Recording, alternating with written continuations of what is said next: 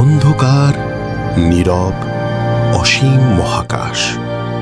কিন্তু সেই নীরবতার মাঝেও কেউ একজন ২০ বছর ধরে চালিয়ে যাচ্ছিল তার যাত্রা, পৃথিবী থেকে কোটি কোটি কিলোমিটার দূরে এক প্রশ্নের উত্তর খুঁজতে।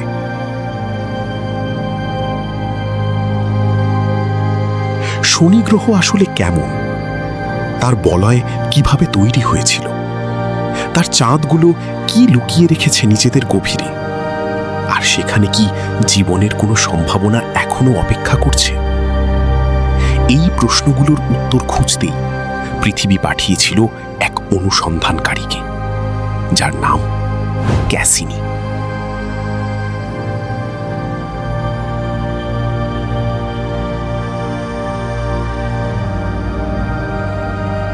১৯৯৭ সালে মানবজাতির এক অসাধারণ স্বপ্নযাত্রা শুরু করেছিল মহাকাশের গভীরে।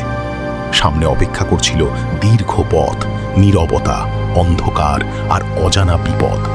কিন্তু সে থামেনি।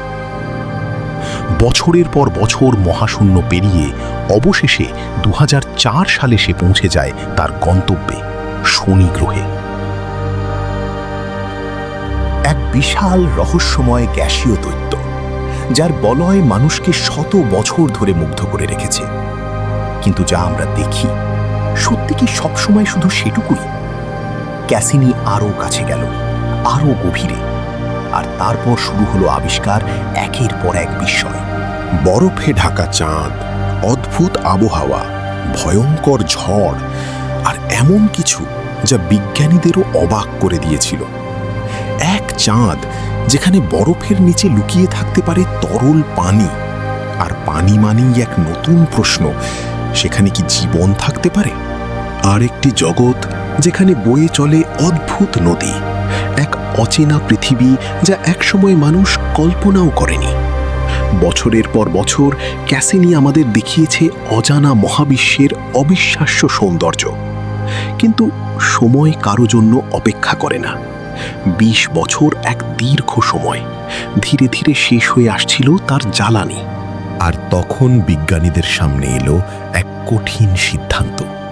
যদি ক্যাসিনি নিয়ন্ত্রণ হারায়, যদি ভবিষ্যতে এটি আঘাত করে এমন কোনো চাঁদে যেখানে লুকিয়ে থাকতে পারে জীবনের সম্ভাবনা, তাহলে এক ভুল নষ্ট করে দিতে পারে ভবিষ্যতের অসংখ্য সম্ভাবনা। তাই নেওয়া হলো এক সাহসী সিদ্ধান্ত, এক শেষ অভিযান, যার নাম গ্র্যান্ড ফিনালে। শনির বলয় আর গ্রহের মাঝখান দিয়ে বারবার উড়ে যাওয়া, যেখানে আগে কোনো মহাকাশযান যায়নি। প্রতিটি মুহূর্ত ছিল ঝুঁকিপূর্ণ, প্রতিটি সেকেন্ড ছিল ইতিহাস।